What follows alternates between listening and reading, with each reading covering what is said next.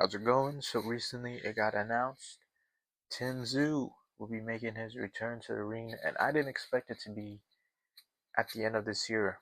He said in an interview that he was planning to have a fight at the end of this year, and in my head I was like, it's surely not. Surely it's gonna be in like the beginning of next year. There's only November, December. There's no way he's gonna sneak in a fight. And fair enough to Tim Tszyu, he's always a guy that goes in there to fight. He's going to be fighting at December 15th against um, an American fighter named Anthony Velazquez. I haven't heard of him. He's undefeated, 18 wins, no losses, one draw, 15 knockouts. That's an 83% KO ratio. If I look at his career, his weight has been mostly around, well, recently it's mostly been around the 154 to 160 range. I would assume this is a super welterweight fight at 154, but it could be middleweight. You never know. Tim Tszyu, it could be time to go up to middleweight for him. You know, he already lost to Fundora twice, and he lost to Backram.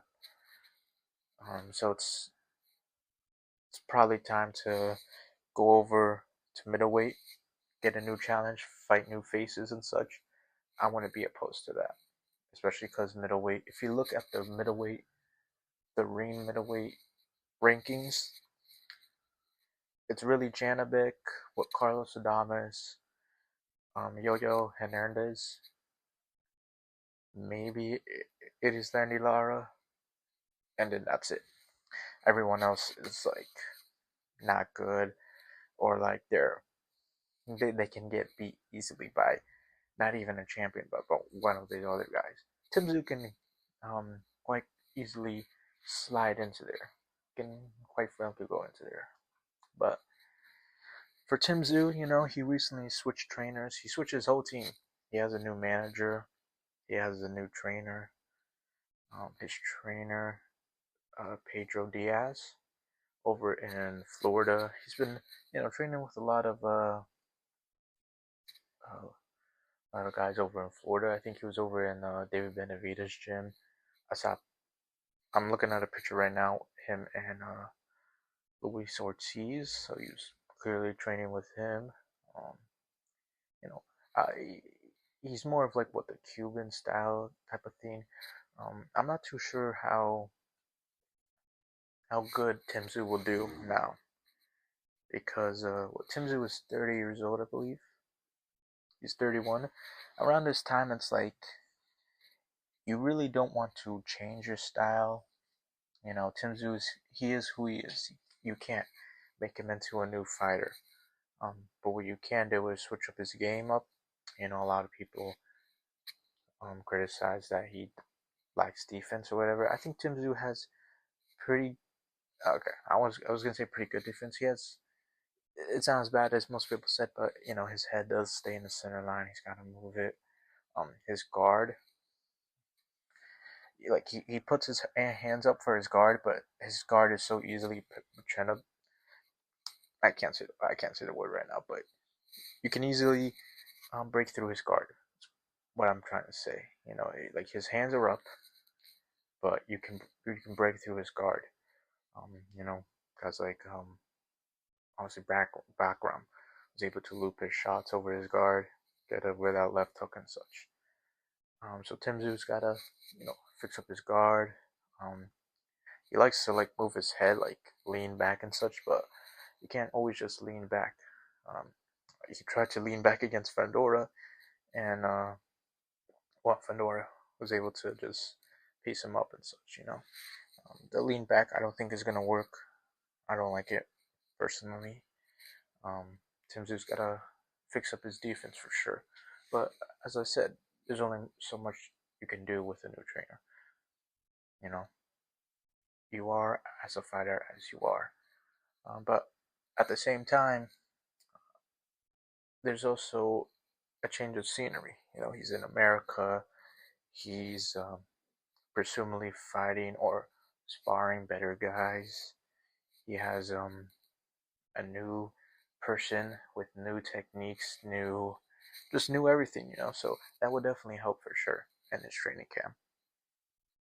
However, his opponent, like I said, I touched up a little bit, undefeated guy, 18 wins. He has a big knockout ratio.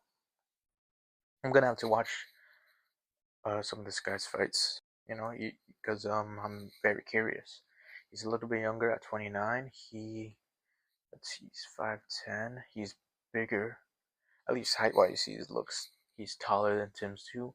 In terms of reach, it looks like Tim Tszyu has a little bit of a reach advantage. I need to look at this guy's fights. I need to look at his because his KO ratio is huge, but I need to see if his actual KOs, not just like weak ref stoppages and such. I need to make sure of it. Let me see. His most recent fight was in July 19th. Mohegan Sun. I'm gonna try and find these fights. Interesting. Yeah, I gotta watch this guy, see if he's any dangerous. Obviously, you see an undefeated guy, and you see a big knockout ratio, your eyes or your eyebrow goes up. Because you're like, oh, interesting. You never know. Is what I'm pretty much trying to say. In terms of people who he's fought, though, I don't recognize anyone that he's fought, and even record-wise, the records of these people, they're not good. I would say he fought a guy, or the one draw he had in his record is a guy called Rashad Stevens, 6-1-1, who hasn't fought since that fight, which was 2 years ago. Going more up, he had a fight this year against a guy who was 11-1. He won by UD. Hopefully, I can try to find that. Let me look at this guy. Has he fought since then? He did. He fought twice. One was a knockout win, and the other was it was a knockout loss against Amari Jones. Interesting. Amari Jones, the prospect in Matchroom.